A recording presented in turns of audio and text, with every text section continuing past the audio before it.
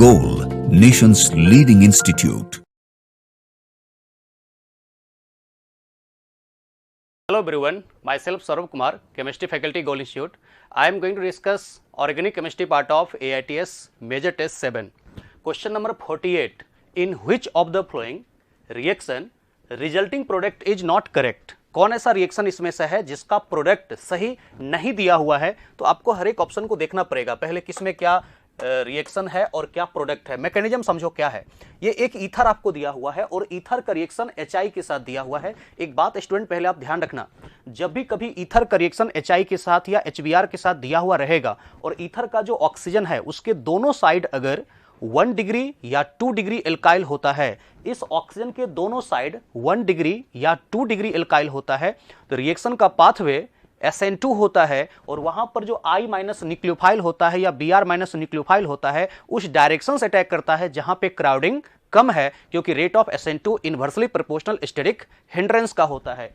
लेकिन अगर इस ईथर के ऑक्सीजन के दोनों साइड में से किसी भी साइड, कम से कम एक साइड टर्सरी एल्काइल होगा या बेंजाइल होगा या एलाइल होगा, यानी कि जहां पे टर्सरी बनेगा कार्बोकैटायन इंटरमीडिएट या फिर रेजोनेंस स्टेबलाइज्ड बनेगा कार्बोकैटायन, वहां पर रिएक्शन का पाथवे SN1 होता है और न्यूक्लियोफाइल I- या Br- उस डायरेक्शन से अटैक करता है जहां पे कार्बोकैटायन इंटरमीडिएट मोर स्टेबल होता है। ठीक है, इसको देखो क्या है, इधर भी ये 1 डिग्री है और ये भी 1 डिग्री है ना, क्योंकि इस कार्बन से अटैच्ड एक कार्बन, इस कार्बन से अटैच्ड एक कार्बन, यानी कि इसके केस में रिएक्शन का पाथवे क्या होगा SN2। और जब SN2 पाथवे होगा तो आपको पता होनी चाहिए कि न्यूक्लियोफाइल I- उस डायरेक्शन से अटैक करेगा जहां क्राउडिंग कम है, यानी I- अटैक करेगा जहां क्राउडिंग कम है इसके ऊपर, यानी कि छोटा वाला पार्ट जो है ना स्टूडेंट वो फॉर्मेशन करेगा एल्काइल आयोडाइड, जो ये बड़ा वाला पार्ट है जहां क्राउडिंग ज्यादा है वो बनाएगा एल्कोहल। जबकि इसके केस में उल्टा कर दिया गया है, इसमें क्या किया है कि जो छोटा वाला पार्ट है उसको बना दिया है एल्कोहल और जो बड़ा वाला पार्ट है जहां क्राउडिंग ज्यादा है उसको बना दिया है यहां पर आयोडाइड, जो कि गलत है। ये दोनों साइड अगर 1 डिग्री या 2 डिग्री होता है SN2 पाथवे होता है, न्यूक्लियोफाइल I- उधर से अटैक करेगा जहां क्राउडिंग कम है, छोटा वाला पार्ट बनाएगा एल्काइल हैलाइड, जो बड़ा वाला पार्ट है वो बना देगा ईथर, सॉरी एल्कोहल। तो यही इसके केस में हम लोग कहेंगे इनकरेक्ट हो गया। और इसमें देखो H2CrO4 है, H2CrO4 क्रोमिक एसिड एक स्ट्रॉन्ग ऑक्सीडाइजिंग एजेंट है, तो स्ट्रॉन्ग ऑक्सीडाइजिंग एजेंट इसका क्या करता है क्लीवेज, और जब क्लीवेज करेगा तो ये एसीटोन है, ये एनसीईआरटी में आपको क्वेश्चन दिया हुआ है। एसीटोन का जब ऑक्सीडेशन होगा तो इसके केस में ये तो मिथाइल जो है वो क्लीवेज करके बाहर होगा और उसका फॉर्मिक एसिड में कन्वर्ट हो जाएगा, और फॉर्मिक एसिड का फर्दर ऑक्सीडेशन होगा तो CO2 प्लस वाटर में कन्वर्ट हो जाएगा, और ये वाला पार्ट जो यहाँ पे बचा कीटोन का क्लीवेज होने के बाद ये बेंजोइक एसिड बनाएगा, तो करेक्ट है। और ये आप समझ सकते हो HBr के साथ रिएक्शन है बेंजाइल अल्कोहल का, फिर KCN के साथ है और फिर हाइड्रोलिसिस है। देखते हैं क्या होता है। तो C6H5CH2OH आपको दिए हुए हैं, यानी बेंजाइल अल्कोहल। बेंजाइल अल्कोहल का रिएक्शन अगर तुम HBr के साथ कराते हो तो रिएक्शन का पाथवे यहां पर SN1 होता है, क्योंकि कार्बोकैटायन इंटरमीडिएट रेजोनेंस स्टेबलाइज्ड होता है। आप HBr को बाहर करो स्टूडेंट, और HBr को बाहर करने के बाद ये बेंजाइल ब्रोमाइड का फॉर्मेशन कर देगा। ठीक है, और इस बेंजाइल ब्रोमाइड का फर्दर आप KCN के साथ रिएक्शन करा दो, तो KCN के साथ रिएक्शन कराओगे K+CN-, ओके, और CN- रिप्लेस करेगा Br को। ठीक है, तो इसके केस में आ जाएगा cyano, okay, 1,2 phenyl ethane nitrile ये फॉर्मेशन करेगा। और जब इसका तुम कर दोगे एसिड कैटलाइज्ड हाइड्रोलिसिस, तो ध्यान रखना जहां कहीं भी इस तरीके से साइनाइड का होता है हाइड्रोलिसिस, तो after the hydrolysis of cyanide कोई पूछेगा फॉर्मेशन क्या करता है, तो कार्बोक्सिलिक एसिड। तो जहां कहीं भी एसिड कैटलाइज्ड हाइड्रोलिसिस दिया हुआ रहता है साइनाइड का, यहां पर कार्बोक्सिलिक एसिड का फॉर्मेशन करता है 2 फिनाइल इथेनोइक एसिड। ऐसा ऑप्शन दिया है क्या, C6H5CH2COH बिल्कुल बनेगा। पहले बेंजाइल अल्कोहल का HBr के साथ रिएक्शन करके बेंजाइल ब्रोमाइड बनेगा, KCN के साथ रिएक्शन करा दो तो ये तुम KBr बाहर कर दो और CN- जाकर के CH2 के साथ ऐड हो जाएगा, और फर्दर कर दोगे हाइड्रोलिसिस तो बन जाएगा COH। ये बिल्कुल करेक्ट है। और उसके बाद अगर फोर्थ ऑप्शन तुम लोग देखो तो फोर्थ ऑप्शन में ये एल्डिहाइड दिया हुआ है, कैसा, एलिफैटिक, और चाहे एलिफैटिक एल्डिहाइड हो चाहे एरोमेटिक एल्डिहाइड हो, टॉलेंट टेस्ट देता है। ये है एक्चुअल में टॉलेंस रिएजेंट। ठीक है, और टॉलेंस रिएजेंट जो होता है एक माइल्ड ऑक्सीडाइजिंग एजेंट होता है, और वो माइल्ड ऑक्सीडाइजिंग एजेंट इस एल्डिहाइड को ऑक्सीडाइज करके कन्वर्ट करेगा किस में, कार्बोक्सिलिक एसिड में। तो बिल्कुल करेक्ट है, जितने कार्बन का ये एल्डिहाइड है उतने कार्बन का कार्बोक्सिलिक एसिड बनेगा। तो 1 2 3 4 कार्बन, 1 2 3 4 कार्बन का कार्बोक्सिलिक एसिड एल्डिहाइड से कार्बोक्सिलिक एसिड का फॉर्मेशन हो रहा है। तो सेकंड ऑप्शन यहां से क्लीवेज होकर के बेंजोइक एसिड बनाएगा, बिल्कुल करेक्ट है। और ये तो समझ रहे हो, अभी तुरंत आपको मैकेनिज्म समझाए हैं, ये भी करेक्ट है। और ये भी टॉलेंस टेस्ट देगा। तो टॉलेंस रिएजेंट एक माइल्ड ऑक्सीडाइजिंग एजेंट होता है जो एल्डिहाइड को ऑक्सीडाइज करके कार्बोक्सिलिक एसिड में कन्वर्ट करता है। अपने एनसीईआरटी में एक क्वेश्चन दिया हुआ है और ये यहां पर इनकरेक्ट है। 48 का आंसर 1 हो जाएगा, क्योंकि यहां पर क्राउडिंग जिधर कम है उधर जाएगा I माइनस, ये इसका उल्टा आपको दे दिया है प्रोडक्ट, ठीक है, इसको ध्यान रखिएगा। आगे चलते हैं नेक्स्ट क्वेश्चन की तरफ। 48 के बाद नेक्स्ट क्वेश्चन है 49। A compound with a molecular formula of C6H14 has 1 quaternary carbon and only 1 secondary carbon as. Only 1 होना चाहिए क्वाटर्नरी यानी कि 4 डिग्री और ओनली 1 होना चाहिए सेकेंडरी यानी कि 2 डिग्री। तो आपको ऑप्शन जो दिया हुआ है उसको स्ट्रक्चर बना दीजिए। नॉर्मल हेक्सेन, तो नॉर्मल हेक्सेन में जहां तक मुझे लग रहा है इसके केस में क्वाटर्नरी कार्बन तो हो ही नहीं सकता है, ठीक है। इसमें सिर्फ प्राइमरी और सेकेंडरी हो सकता है। क्वाटर्नरी का मतलब 4 डिग्री, 4 डिग्री यहां पर है कोई नहीं है, तो ये ऑप्शन तो होगा ही नहीं, पहले ही हटा दो। आते हैं 2 मिथाइल पेंटेन। 2 मिथाइल पेंटेन में भी क्वाटर्नरी नहीं हो सकता है, यहां पे सिर्फ टर्सरी हो सकता है। ये टर्सरी है 1 2 3 4 एंड 5, ये भी नहीं होगा ऑप्शन, क्योंकि क्वाटर्नरी कार्बन 4 डिग्री यहां पर है नहीं। थर्ड ऑप्शन में आते हैं स्टूडेंट 2 3 डाइमिथाइल ब्यूटेन, ये भी नहीं होने वाला है, क्योंकि यहां पर भी सिर्फ टर्सरी हो रहा है, क्वाटर्नरी तो हो ही नहीं रहा है। तो 2 3 डाइमिथाइल ब्यूटेन भी नहीं होगा। आंसर इसका मतलब 4 हो जाएगा, 2 2 डाइमिथाइल ब्यूटेन। आते हैं क्यों ऐसा हो सकता है। तो 2 2 डाइमिथाइल ब्यूटेन कहने का मेरा मतलब सिर्फ इतना है, ये हो गया 2 2 डाइमिथाइल और 4 कार्बन का पैरेंट चेन, ओके। तो देखो ये कार्बन कितने डिग्री है, 1 डिग्री, ये 1 डिग्री, ये 1 डिग्री, ये 2 डिग्री, ये 1 डिग्री और बीच वाला 4 डिग्री। तो 1 कार्बन से डायरेक्टली अटैच्ड 4 कार्बन है, 1 2 3 4, इसलिए उसको कहते हैं क्वाटर्नरी 4 डिग्री। और 1 कार्बन से अटैच 2 कार्बन है तो कहते हैं सेकेंडरी, ओके। तो इसके केस में एक हो गया क्वाटर्नरी 4 डिग्री और एक हो गया सेकेंडरी, वही तो आपको पूछ रहा है।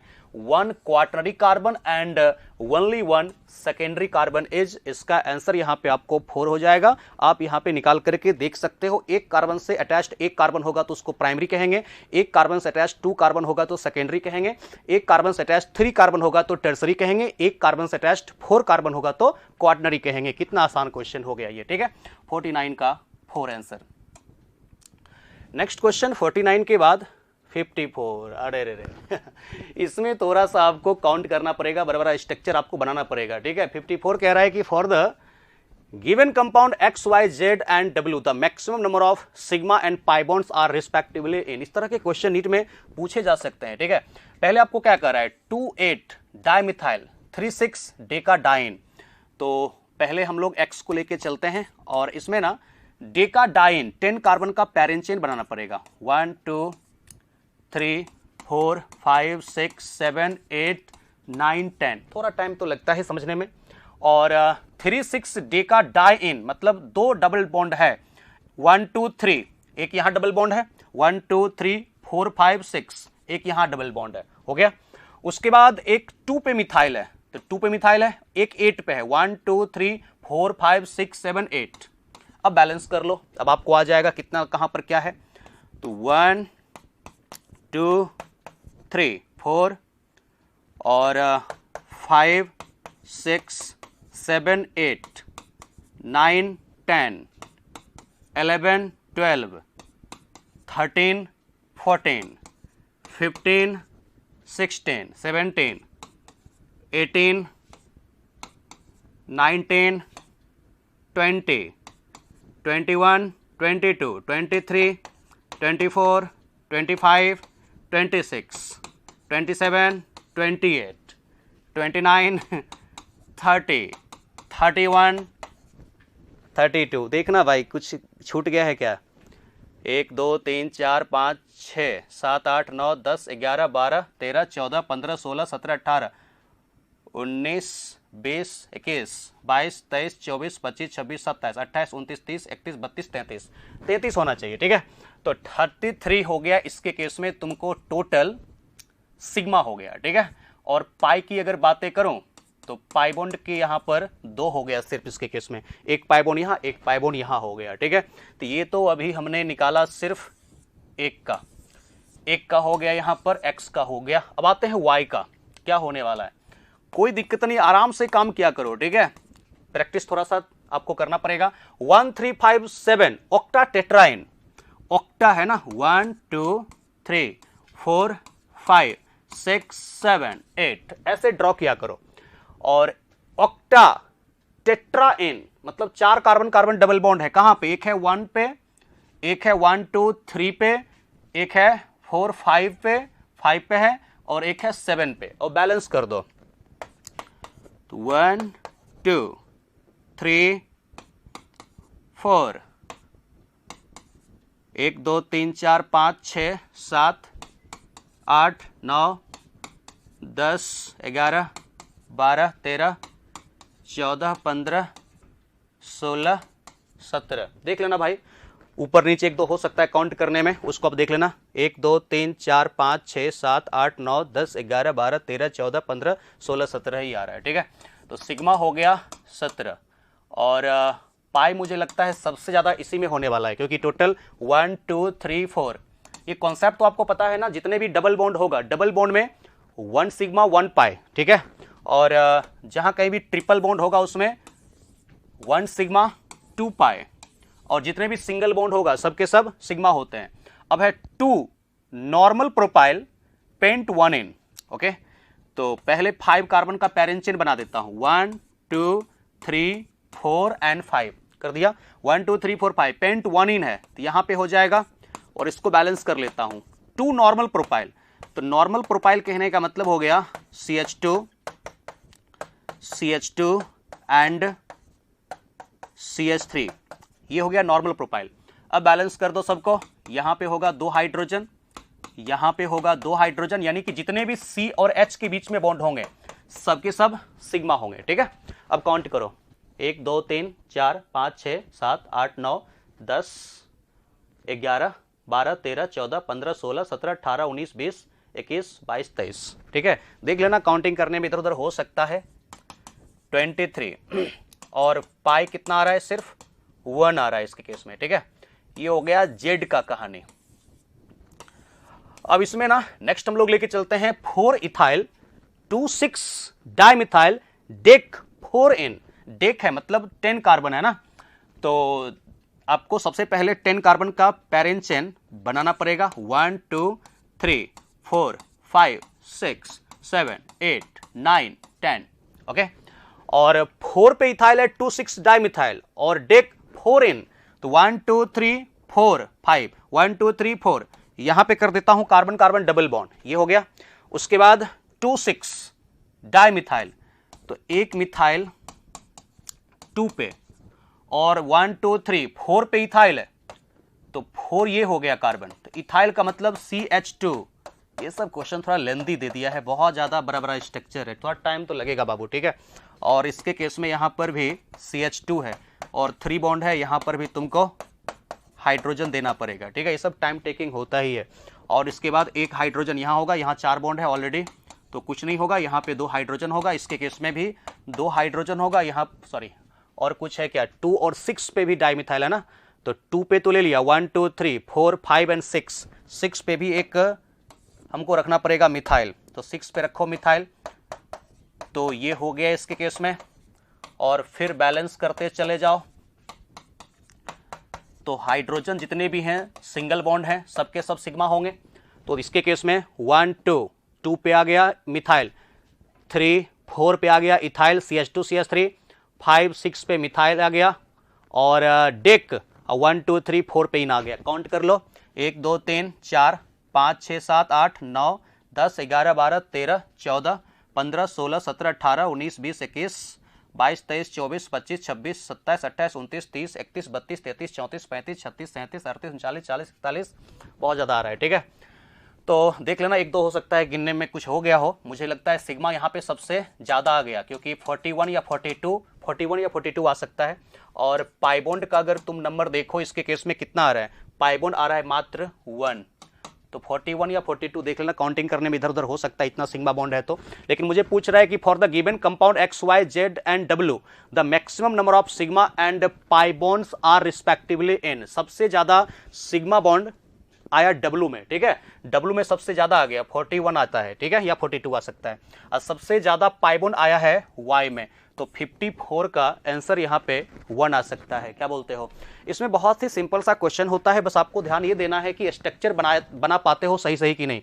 उसके बाद जितने भी सिंगल बॉन्ड होंगे सारे के सारे सिग्मा, डबल बॉन्ड में 1 सिग्मा 1 पाई, ट्रिपल बॉन्ड में 1 सिग्मा 2 पाई। क्लियर है?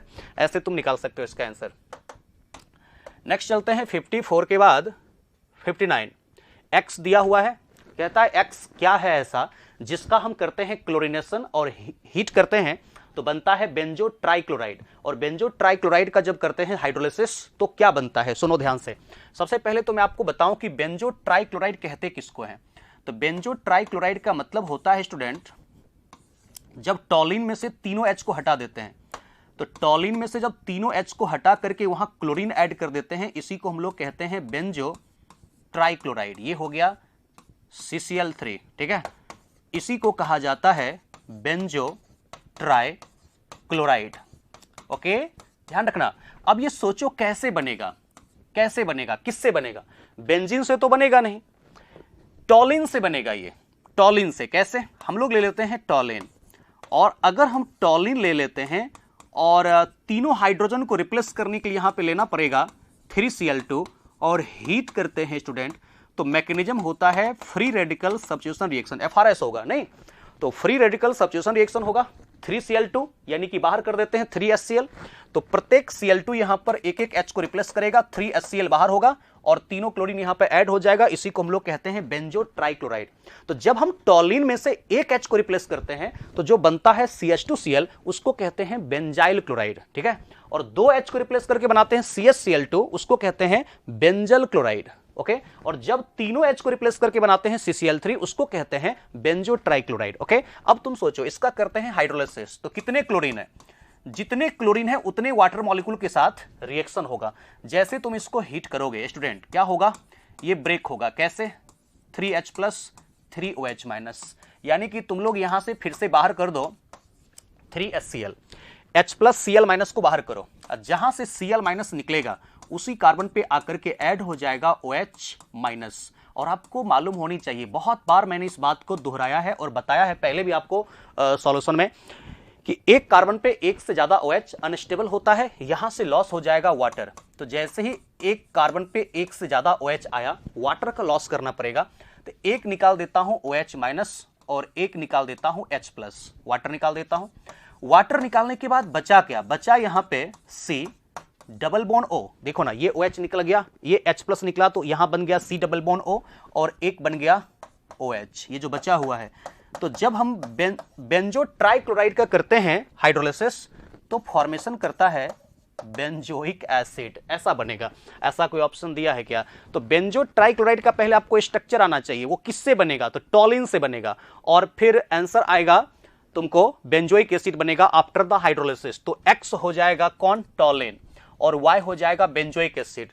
तो ये टॉलिन और बेंजल्डिहाइड गलत है, और जिसमें बेंजीन आ गया वो तो होगा ही नहीं, ये आपको बेंजीन कह रहा है तो गलत है। आंसर हो जाएगा third, टॉलिन and benzoic acid. Clear है कॉन्सेप्ट? अच्छे से क्लियर करना, समझना बातों को, कैसे मैं आपको समझा रहा हूं, ठीक है। नेक्स्ट आते हैं 60 नंबर।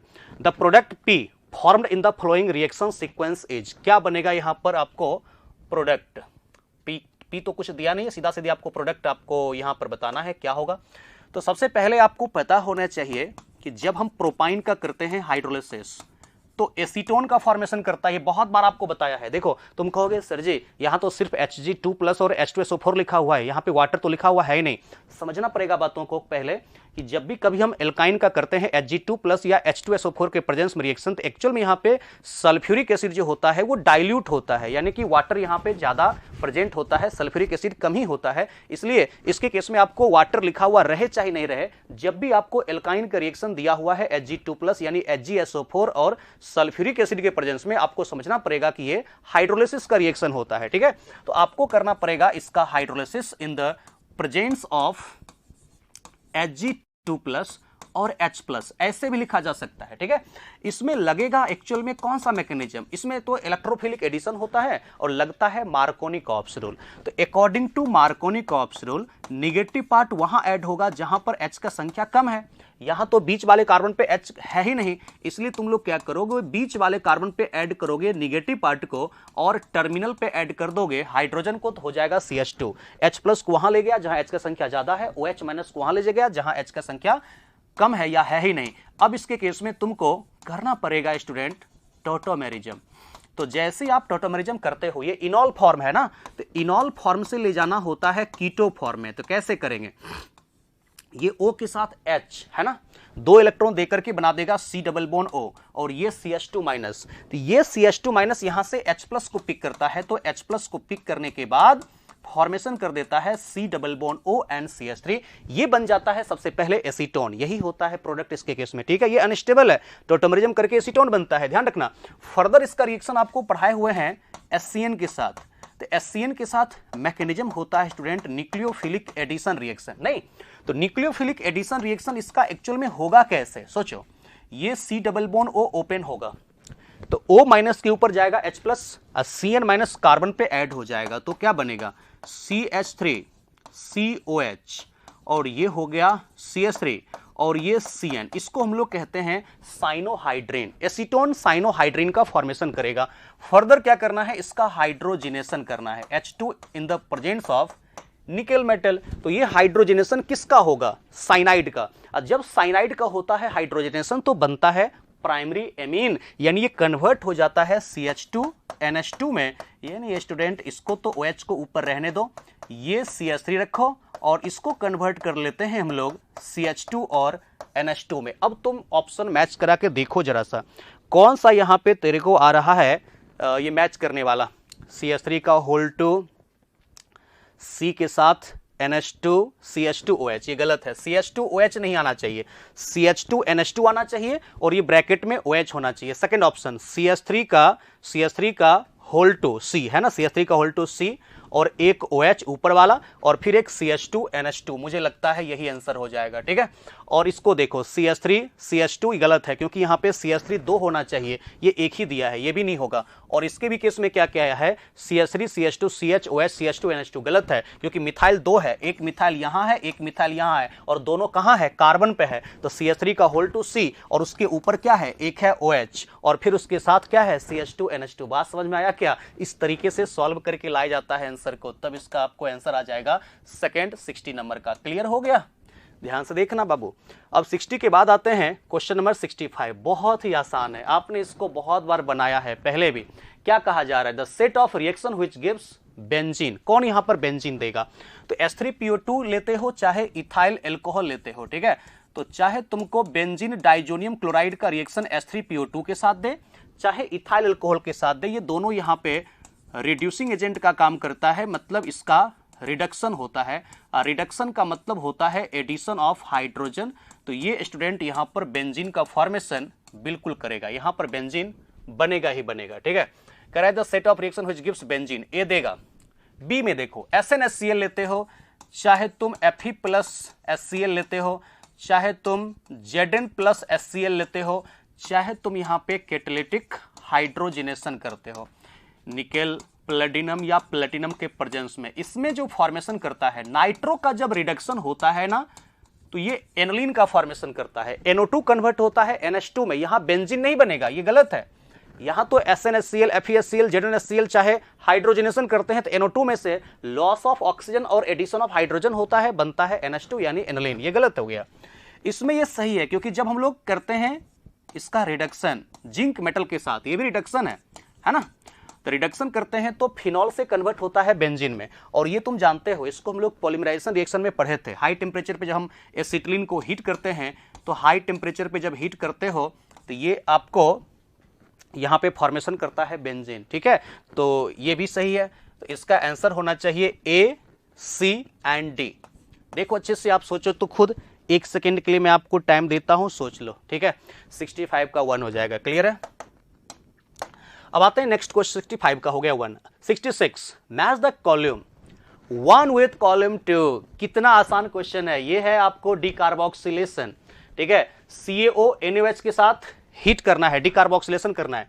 डिकार्बोक्सिलेशन के लिए मैंने आपको तरीका बताया हुआ है स्टूडेंट, क्या बताया है कि जिस कार्बन से कार्बोक्सिलिक एसिड का कार्बन अटैच्ड है वहीं पे आपको नेगेटिव चार्ज बना लेना है कार्बेनाइन, और उसके ऊपर NaOH का H जाकर के ऐड करना है। तो NaOH प्लस CaO के मिक्सचर को कहते हैं सोडा लाइम।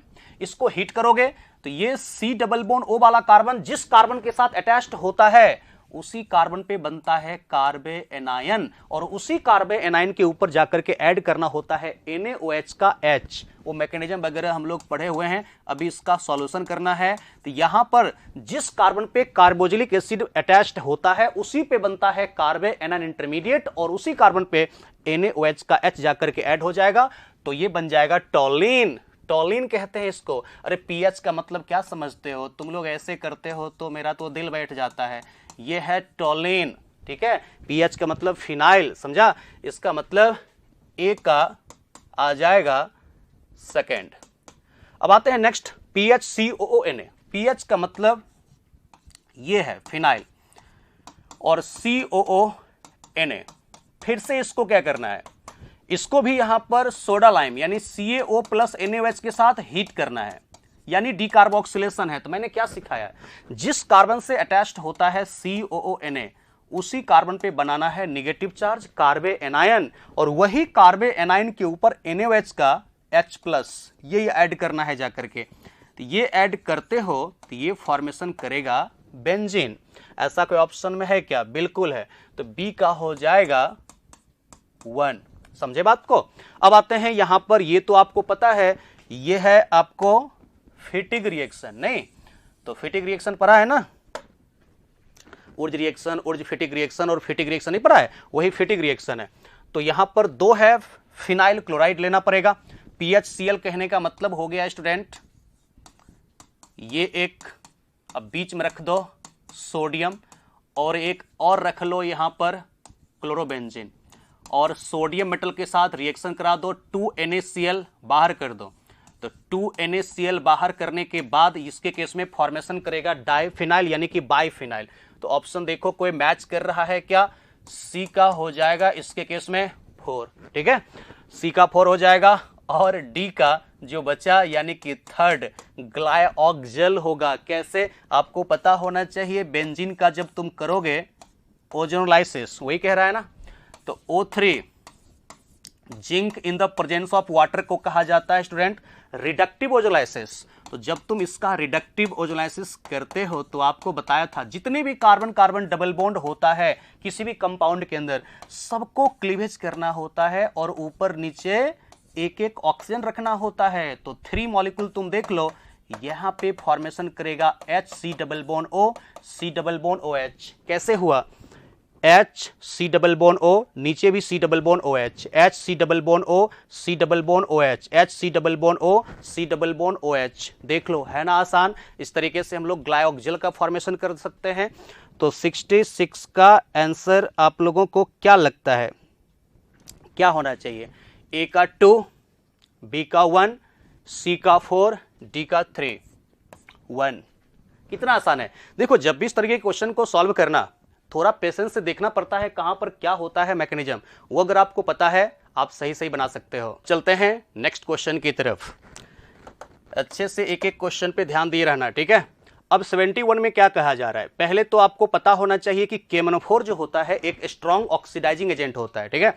तो पोटासियम परमैंगनेट हो गया, चाहे K2Cr2O7 हो गया, ये सब बहुत ही पावरफुल स्ट्रॉन्ग ऑक्सीडाइजिंग एजेंट होता है जो एल्काइल बेंजीन को ऑक्सीडाइज करके बेंजोइक एसिड में कन्वर्ट करता है। तो जो भी कोई ऐसा बेंजीन है जहां पर एल्काइल अटैच्ड है और एल्काइल के पास एटलीस्ट 1 अल्फा हाइड्रोजन एटम है, तो इसके पास तुम देख सकते हो अल्फा H का नंबर कितना है स्टूडेंट? अल्फा H इसके केस में 3 है, यानी कि इसका जब ऑक्सीडेशन होगा तो आफ्टर द ऑक्सीडेशन पहले तो बनेगा सॉल्ट ऑफ बेंजोइक एसिड, लेकिन H प्लस दिया हुआ है, एसिडिफिकेशन कर दोगे यानी बेंजोइक एसिड का फॉर्मेशन कर देगा। और ये आपको रिएक्शन याद होगा, इटार्ड रिएक्शन के जस्ट बगल में आपको दिया होगा CrO3 प्लस CH3CO का whole two O followed by acidic hydrolysis. तो पहले बीच में यहां पर जो इंटरमीडिएट एक बनता है आपने देखा होगा CHO, ठीक है, CHO CO CH3 का होल टू, यही बनता है ना।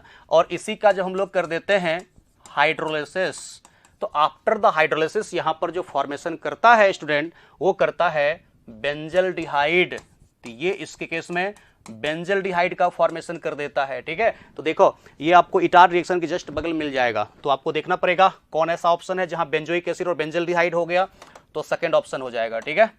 इसका आंसर होगा सेकेंड, क्योंकि ये टॉलिन है, टॉलिन में अल्फा H है, केमोनोफोर के साथ ऑक्सीडेशन करोगे कार्बोजिलिक एसिड बनेगा। और इसके केस में कंट्रोल्ड थोड़ा ऑक्सीडेशन किया गया है, मतलब एक ऐसा कॉम्प्लेक्स में कन्वर्ट किया गया जिसका फर्दर ऑक्सीडेशन नहीं हो सकता है। उस इंटरमीडिएट का जब करोगे तुम इसका हाइड्रोलिसिस तो बनता है बेंजल्डिहाइड, ठीक है। इटार्ड रिएक्शन के जस्ट बगल वाला रिएक्शन आप देखना, ये दिया हुआ है आपको। 71 का आंसर हो जाएगा सेकेंड। नेक्स्ट क्वेश्चन आते हैं 72, बहुत ही आसान है। Lassaigne extract is boiled with concentrated nitric acid while testing for halogen by doing so it. मतलब क्यों ऐसा करते हैं कि जब हम लोग लेसाइन टेस्ट करते हैं हेलोजन का, तो वहां पे उसको बॉयल करना पड़ता है नाइट्रिक एसिड के साथ। तो होता क्या है ना कि अगर आपको हेलोजन के अलावा वहां पे नाइट्रोजन भी है और सल्फर भी है, तो नाइट्रोजन भी है और सल्फर भी है, तो तुम जानते हो कि सोडियम फ्यूजन बनाओगे पहले, सोडियम फ्यूजन एक्सट्रैक्ट, तो वहां पर Na2S और Na2S और NaCN भी रहेगा। तो इस Na2S और NaCN को वहां से हटाना पड़ता है डिकम्पोज करके। अगर नहीं हटाओगे तो वो फिर इंटरफेयर कर देगा उस लेसाइन टेस्ट में, फिर हेलोजन के साथ साथ सल्फर और नाइट्रोजन का भी टेस्ट आने लगेगा, वो दिक्कत करेगा। इसलिए आपको ध्यान रखना, एनसीईआरटी का ये लाइन है डायरेक्ट, हेलोजन जहां पे लेसाइन टेस्ट है उसके लास्ट वाले पैराग्राफ को पढ़ना कि हम लोगों को लेसाइन टेस्ट में क्यों नाइट्रिक एसिड लेते हैं जब टेस्ट करते हैं हेलोजन का। तो इसका कारण होता है कि डिकम्पोजेज Na2S एंड NaCN, क्योंकि सोडियम फ्यूजन एक्सट्रैक्ट नाइट्रोजन का होता है NaCN, सल्फर का होता है Na2S। अगर हेलोजन का टेस्टिंग कर रहे हैं और वहां पर यह भी बना हुआ है, तो पहले मेरा फर्ज ये बनता है इसको डिकम्पोज करके बाहर करना, ठीक है। एनसीईआरटी के लाइन में आपको दिया हुआ है। नेक्स्ट चलते हैं 72 के बाद 76, which of the following is correct. ये भी डायरेक्ट एनसीईआरटी के लाइन से आपको दिया हुआ है, जीओसी का क्वेश्चन है ये, आप जाओगे एनसीईआरटी में, पहले ही चैप्टर में है। Hyper conjugation is not possible in alkyl arene, ये गलत कह रहा है। एल्काइल एरीन में तो होता ही है, जैसे कि आपको पता है कि बेंजीन के साथ अटैच्ड टॉलिन है, तो ये अल्फा हाइड्रोजन हुआ ना, तो अल्फा हाइड्रोजन इसमें 3 है, इसमें क्यों नहीं होगा हाइपर कंजुगेशन, बिल्कुल होगा। या इथाइल बेंजीन लेते हैं, तो इथाइल बेंजीन में अल्फा H कितना है, 2 है।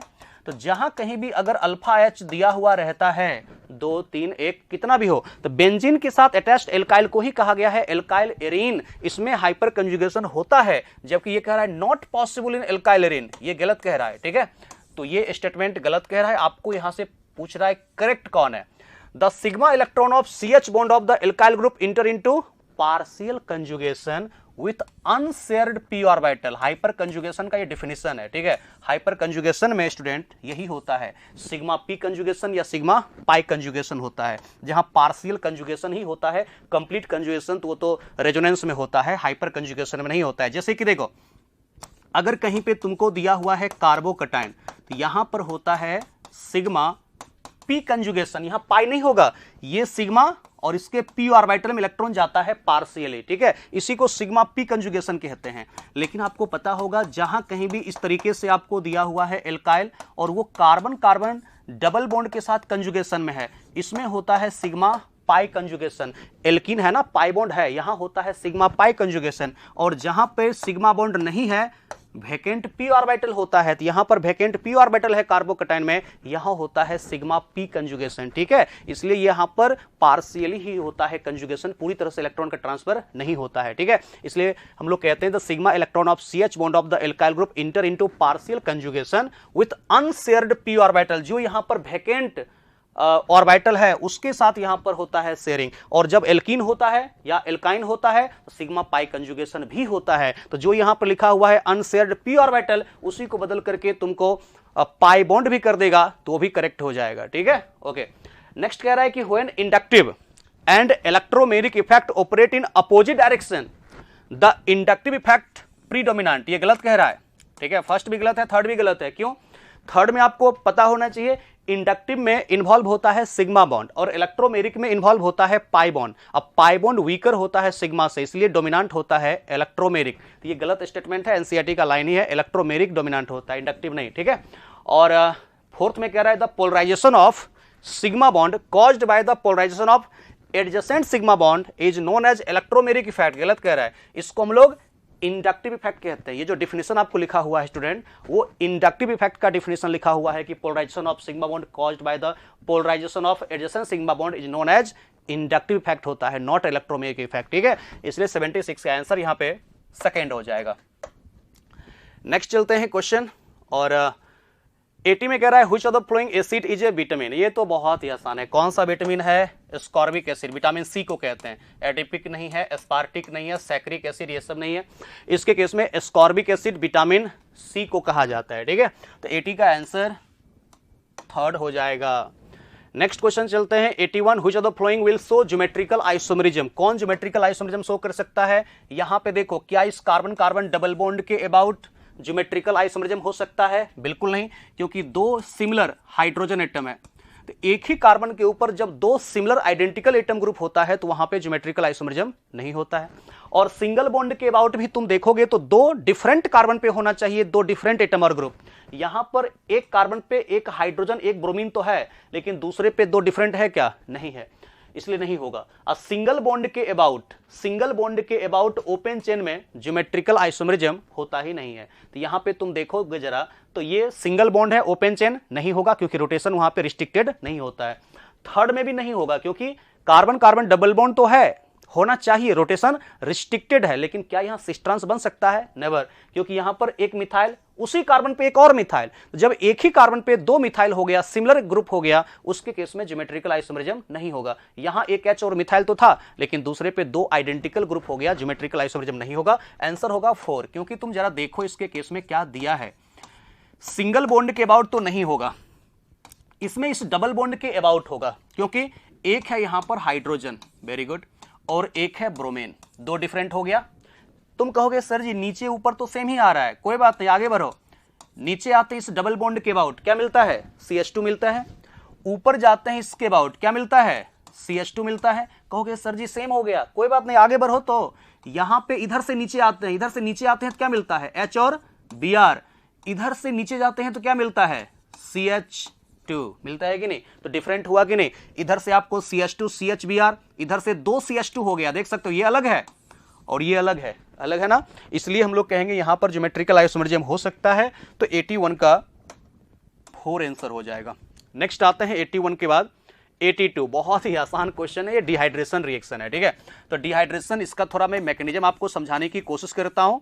इसमें आपको दो मिथाइल यहां दिया हुआ है स्टूडेंट, इसके केस में यहां पे एक एल्कोहल है, सल्फ्यूरिक एसिड के साथ हीट करता हूं, E1 पाथवे से रिएक्शन होगा। अब E1 पाथवे से होगा तो कार्बोकटाइन इंटरमीडिएट का फॉर्मेशन यहां पे बिल्कुल करेगा। अब ये जो एल्कोहल का लोन पेयर है H+ को पिक करेगा, तो H+ को पिक करेगा तो ये फॉर्मेशन कर देता है H2O+, और H2O+ अनस्टेबल होता है तो यहां से बाहर हो जाएंगे वाटर बन के, और फिर जहां से वाटर निकला ये बन जाएगा कार्बोकटाइन इंटरमीडिएट, और इसके बाद अब होता है 1,2 मिथाइल शिफ्ट। ठीक है, और 1,2 मिथाइल शिफ्ट जब तुम करते हो तो 1,2 मिथाइल शिफ्ट करने के बाद नया कार्बोकटाइन यहां बनेगा ना, देख लो ना, पहले H+ गया, H2O+ बना, उसको बाहर किया, वाटर बना, ये सेकेंडरी कार्बोकटाइन बना, तो टर्सरी बनाने के लिए मिथाइल शिफ्टिंग किया, मोर स्टेबल कार्बोकटाइन लार्ज अमाउंट बनेगा, और इसी में से यहां जो एक हाइड्रोजन है H+ को पिक करके एल्कीन का फॉर्मेशन कर देगा, यही फॉर्मेशन करेगा, मोर सब्स्टिट्यूटेड प्रोडक्ट हो जाएगा मेजर। ठीक है, according to Saytzeff's rule major product यही बनने वाला है। ठीक है, ओके, 82 का आंसर 4 हो गया। कैसे, समझ में आ गया? क्लियर है? अच्छे से देख के चलना। 82 के बाद नेक्स्ट आते हैं 84, the correct sequence reagent for the given reaction. इसके लिए कौन सा सीक्वेंस करेक्ट आपको लग रहा है? टॉलिन से हमको ले जाना है 4 ब्रोमो यानी पारा ब्रोमो टॉलिन। क्या कर सकते हैं, सोचो खुद। Br2 से पहले रिएक्शन करवा दे तो SnHCl कुछ करेगा नहीं उसका, और SnHCl पहले किसका करेगा, कुछ गया काम से, CuBr भी कुछ नहीं करेगा। मुझे तो आंसर साफ दिख गया, इसका आंसर यहाँ पर स्टूडेंट 1 हो जाएगा। ठीक है, कैसे होगा पता चला आपको? नहीं पता चला, मैं दिखाता हूँ। सबसे पहले हम लोगों को टॉलिन लेना है और इस टॉलिन का पहले हमको नाइट्रेशन ही करना पड़ेगा, क्योंकि और कोई सीक्वेंस हमको इस प्रोडक्ट में जाते हुए दिख नहीं रहा है। नाइट्रेशन करेंगे, मैकेनिज्म होता है नाइट्रेशन का कौन सा, ESR, याद आ रहा है? बिल्कुल बोला करो साथ साथ। ESR होता है इलेक्ट्रोफाइल का काम, कौन करता है, NO2+। और मिथाइल कैसा होता है, एक्टिवेटर। ऑर्थो पारा डायरेक्टिंग होता है, पारा पे जाएगा मेजर अमाउंट में, तो इलेक्ट्रोफाइल होता है NO2+। ओके, पारा पे गया। उसके बाद SnHCl डालो स्टूडेंट, SnHCl FeHCl डालोगे तो ये फॉर्मेशन जो करेगा NH2 में कन्वर्ट हो जाएगा। रिडक्शन होता है नाइट्रो का, NH2 में कन्वर्ट होगा। उसके बाद फर्दर इसका नाइट्रोसेशन NaNO2+ HCl या फिर नाइट्रस एसिड के साथ रिएक्शन करवा दो तो ये मिथाइल रहा। नीचे इसके केस में N2+ Cl- डाइजोनियम सॉल्ट का फॉर्मेशन कर दिया। और फर्दर इसमें हम लोग करा देते हैं सेंट मेयर्स रिएक्शन, पढ़ा है आप लोगों ने, cuprous bromide in the presence of HBr। या तो सिर्फ CuBr लिख देगा या Cu2Br2 लिख देगा। ये N2+ को रिप्लेस करने का काम करता है। ये लास्ट वाला जो स्टेप है वो सेंट मेयर्स रिएक्शन होता है। यही Br जो होता है HBr का Br- वही N2+ जो बहुत ही अच्छा लिविंग ग्रुप होता है उसको रिप्लेस करता है। तो ये आपको 4 ब्रोमो टॉलिन का फॉर्मेशन कर देगा, 84 का 1 आ जाएगा। अब तुम और कोई सीक्वेंस फॉलो करके देखो, नहीं आ सकता है। ठीक है, पहले नाइट्रेशन होगा, फिर रिडक्शन होगा, फिर डाइजोटाइजेशन होगा और फिर सेंट मेयर्स रिएक्शन करा करके और N2+ को रिप्लेस कर दोगे, ये अपने आप आंसर आ जाएगा। ठीक है, 84 का 1 हो जाएगा आंसर। नेक्स्ट चलते हैं 86, the correct decreasing order of boiling point as. सबसे पहले आपको कॉन्सेप्ट होना चाहिए। कॉन्सेप्ट क्या है, अगर अलग अलग दिया हुआ है, चाहे एल्केन हो, चाहे एल्काइल हैलाइड हो, चाहे एल्कोहल हो, कार्बोक्सिलिक एसिड हो, अलग अलग दिया हुआ है तो boiling point directly proportional among the alkyl halide या अमॉन्ग द एल्कोहल, जब भी आपसे पूछे डायरेक्टली प्रोपोर्शनल होते हैं मॉलिक्यूलर मास के। क्योंकि जब मास बढ़ेगा मतलब number of electron, number of proton बढ़ेगा, और नंबर ऑफ इलेक्ट्रॉन प्रोटॉन बढ़ेगा तो एक मॉलिक्यूल का दूसरे के साथ अट्रैक्शन बढ़ेगा, वैन डर वाल फोर्स ऑफ अट्रैक्शन बढ़ेगा, तो वहां पर इसका बढ़ता है बॉइलिंग पॉइंट। लेकिन जब मास सेम हो जाता है, कंपेरेबल हो जाता है, तो वहां पे होता है इनवर्सली प्रोपोर्शनल ब्रांचिंग के। जहां तक मुझे दिख रहा है इसके केस में वेरिएबल है मॉलिक्यूलर मास। ठीक है, डाइब्रोमोमीथेन है, ब्रोमोमीथेन है, ब्रोमोफॉर्म है, क्लोरोमीथेन है, तो सबसे ज्यादा यहां पर जो बॉइलिंग पॉइंट आएगा स्टूडेंट वो आएगा ब्रोमोफॉर्म का। तो ये एनसीईआरटी में दिया हुआ है, हेलो एल्केन हेलोरिन में आपको दिया हुआ है CHBr3, इसको कहते हैं ब्रोमोफॉर्म। उसके बाद डाइब्रोमोमीथेन इसको कहा जाता है CH2Br2 को। ठीक है, डाइब्रोमोमीथेन। उसके बाद ब्रोमोमीथेन कहा जाता है मिथाइल ब्रोमाइड को। उसके बाद क्लोरोमीथेन CH3Cl को। देखो तो आपको क्या लगता है, आप बना सकते हो इस क्वेश्चन को? बिल्कुल बना सकते हो, कहीं कोई दिक्कत आएगा ही नहीं। तो ब्रोमोफॉर्म, डाइब्रोमोमीथेन, ब्रोमोमीथेन, क्लोरोमीथेन। और कोई ऐसा ऑप्शन दिख रहा है क्या जिसमें कि ब्रोमोफॉर्म हो? ब्रोमोफॉर्म एक ही ऐसा था, अरे जैसे होता है ना क्लोरोफॉर्म CHCl3, उसी प्रकार से होता है ब्रोमोफॉर्म CHBr3, उसी प्रकार से होता है आइडोफॉर्म CHI3। ठीक है, ऐसे ही तुम लोग इसको सॉल्व कर सकते हो, डायरेक्टली प्रोपोर्शनल मॉलिक्यूलर मास हो गया। अच्छा, एक क्वेश्चन और है, the relative stability of contributing structure is. कौन यहां पर कम स्टेबल है, कौन ज्यादा स्टेबल है, वही तो देखना है। सबसे पहले देखा जाता है student number of pi bond. देखो इसमें 2 पाई बॉन्ड है, इसमें 1 पाई बॉन्ड है, इसमें 1 पाई बॉन्ड है। ठीक है, तो ये तो क्लियर हो गया कि जिसमें नंबर ऑफ पाई बॉन्ड ज्यादा होगा वो मोर स्टेबल होगा। तो सबसे ज्यादा स्टेबल हो जाएगा 1, क्योंकि ये न्यूट्रल भी है और नंबर ऑफ पाई बॉन्ड भी ज्यादा है, सबका ऑक्टेट कंप्लीट है। उसके बाद यहां भी एक पाई बॉन्ड, यहां भी एक पाई बॉन्ड। जब number of pi bond same हो गया तो देखा जाता है कि neutral is more stable than charge, यानी कि uncharge is more stable than charge. दोनों चार्ज है, तब क्या देखा जाता है, negative charge present on more electronegative atom and positive charge present on less electronegative atom are more stable. तो यहां नेगेटिव चार्ज ऑक्सीजन पे है और यहां पॉजिटिव चार्ज ऑक्सीजन पे है, तो जानते हो negative charge present on more electronegative atom are more stable, यानी कि सबसे ज्यादा स्टेबल यहां पर X होगा, उसके बाद Y होगा, क्योंकि नेगेटिव चार्ज यहां ऑक्सीजन पे है, यहां पे कार्बन पे है, और सबसे कम स्टेबल Z होगा। एक्चुअल में Z जो है ना वो पॉसिबल ही नहीं होगा, क्योंकि यहां पर कभी भी उल्टा इलेक्ट्रॉन जा नहीं सकता है इधर की तरफ। जब भी इलेक्ट्रॉन जाएगा तो कार्बन से ऑक्सीजन की तरफ जाएगा, तो यहाँ पे निगेटिव चार्ज आना चाहिए, पॉजिटिव लिखना ही गलत है। तो एक्स वाई जेड, देखो कोई ऐसा ऑप्शन दिख रहा है क्या? 88 का थर्ड हो जाएगा। ओके, चलो आगे चलते हैं। एक और है 89, reaction of primary alkyl halide with sodium alkoxide gives ether in higher yield. बिल्कुल सही कह रहा है। अगर आपको कहीं पे प्राइमरी एल्काइल हैलाइड दिया हुआ है स्टूडेंट, प्राइमरी एल्काइल हैलाइड ये दिया हुआ है, उसका रिएक्शन आपको कहा जा रहा है सोडियम एल्कोक्साइड के साथ, तो सोडियम एल्कोक्साइड ये लिख देता हूं। तो इसके केस में रिएक्शन का पाथवे SN2 होता है, और SN2 का जो रेट होता है इनवर्सली प्रोपोर्शनल स्टेरिक हिंड्रेंस का होता है। तो जब स्टेरिक हिंड्रेंस का इनवर्सली प्रोपोर्शनल होता है रेट ऑफ SN2, तो सबसे कम क्राउडिंग कहां होता है? प्राइमरी में। तो सबसे कम क्राउडिंग प्राइमरी में होता है, तो बेहतर यील्ड उसी में होगा। तो वही तो कह रहा है, reaction of primary alkyl halide with sodium alkoxide gives ether in higher yield. बिल्कुल सही है। और रीजन कह रहा है दिस इज विलियमसन सिंथेसिस। ये विलियमसन ईथर सिंथेसिस तो है, लेकिन रीजन नहीं हुआ। ठीक है, रीजन तो वो हुआ कि यहाँ SN2 पाथवे होता है, और SN2 का रेट सबसे ज्यादा होता है प्राइमरी में, स्टेरिक हिंड्रेंस सबसे कम होता है प्राइमरी में। ठीक है, इसलिए कहना चाहिए कि both assertion reason are true and reason is not the correct explanation of assertion. ठीक है, ये सेकेंड आंसर जाना चाहिए। फर्स्ट आंसर तब होता इसका कि करेक्ट एक्सप्लेनेशन तब होता कि rate of SN2 inversely proportional steric hindrance, यानी कि प्राइमरी में कहता कि क्राउडिंग कम होता है, स्टेरिक हिंड्रेंस कम होता है, तब वो करेक्ट एक्सप्लेनेशन हो जाता है। ठीक है, तो ये दोनों करेक्ट है, लेकिन करेक्ट एक्सप्लेनेशन इसका नहीं हुआ। ठीक है, और भी है, नहीं है।